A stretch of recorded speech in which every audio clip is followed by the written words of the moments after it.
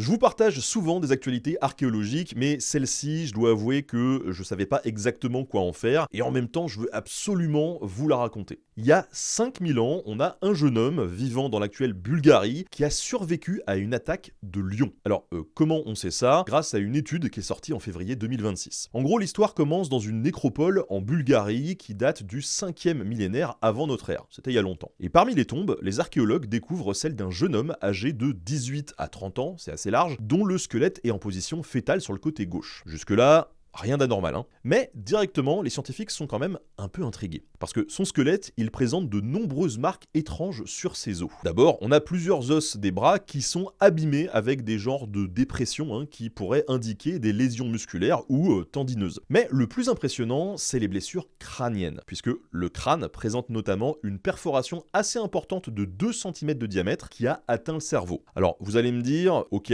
bon, bah il y a un gars qui est mort, et alors? Et là, les chercheurs ont tenté de déterminer la cause des blessures en réalisant notamment des moules en silicone de haute précision pour comparer les marques sur le crâne avec les dents de grands carnivores. Et là, bingo, surprise, on a une des cavités anormales qui a été relevée qui correspond presque parfaitement à la forme d'une des dents des lions. Résumé, ce gars, il a été attaqué par un lion. Sauf que, comme je vous l'ai dit, il n'est pas mort. En fait, les chercheurs ont pu montrer que les blessures avaient commencé à cicatriser. Et ça, c'est la preuve qu'il a survécu plusieurs mois après l'attaque et qu'il a reçu des soins. Et ce type de blessure, clairement, ça mène à un handicap permanent qui nécessite l'aide constante de la communauté. Donc il y avait déjà une certaine forme de solidarité à l'époque. Et sa sépulture en tant que telle, elle pose aussi de nombreuses questions, puisque la tombe, elle est relativement profonde, ce qui est en général associé à un statut assez important dans la société. Mais par contre, il n'y avait aucun objet dedans, ce qui indique plutôt l'inverse, ou plutôt un statut d'immaturité. Et ça, c'est cohérent avec son emplacement dans un secteur qui est dédié aux tombes d'adolescents dans lesquelles il n'y a pas non plus d'objets. En tout cas, les chercheurs avance 2 hypothèses complémentaires. D'une part, son handicap aurait pu le maintenir dans une position sociale faible, ce qui explique l'absence de mobilier, tandis que ses cicatrices et ses séquelles auraient pu lui donner un genre d'aura mystique